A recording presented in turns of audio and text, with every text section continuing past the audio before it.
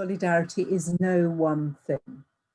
And I think that its slipperiness partly results from the fact that it's contingent. I'm ambivalent about solidarity because I think that solidarity is more often what's called upon in thinking about, say, migrants and citizens, or refugees and citizens, that we need to show solidarity rather than that we need to recognize common interests. The feeling of very much family-based solidarity that many refugees would have, because they come from society where that kind of solidarity is very basic to the societies they come from.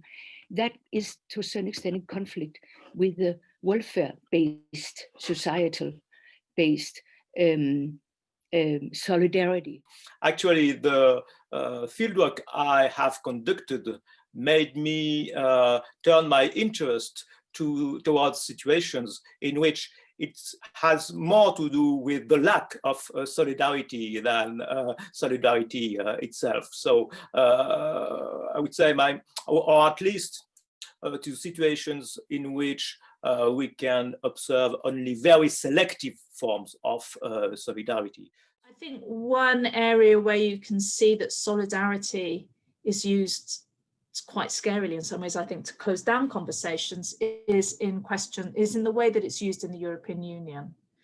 When there are calls for, when solidarity is sort of waved about as a value of the European Union, and you think like, oh, that sounds good. And then you realize, oh, no, they mean solidarity between member states, which is actually a very different kind of relation, I think, than the relation in which that's usually signaled by the term as used sort of in everyday parlance.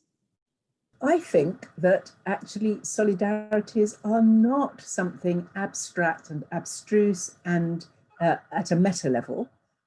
Everybody is negotiating them implicitly every day. The notion of solidarity is something that's often not invoked, not conscious, but is very much there. And it's in something like language brokering that one sees solidarities.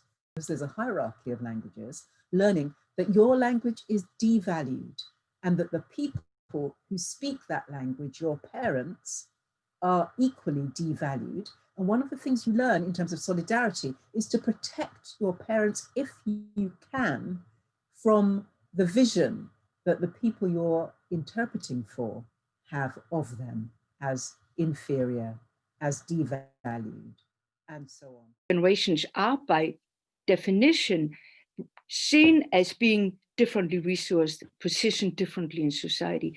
And it is that kind of difference that in a way constitutes the whole basis of this feeling of solidarity. It's not being the same, it's being different that creates the feeling of the importance of solidarity. There are multiple ways of being in solidarity with each other, but that also it's something that isn't fixed, it changes. I think one of the problem with the singular solidarity is that it sounds so solid, whereas actually solidarities is not solid. It's a kind of, it suggests a more processual kind of, and sort of more processual sort of relationship.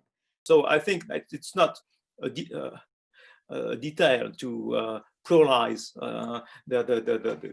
this word. It's really pointing at something that has changed or is changing, especially but not specifically towards migrants. The fact that the term or the meaning isn't fixed is an opportunity, I think. It can be used to open up those sorts of conversations.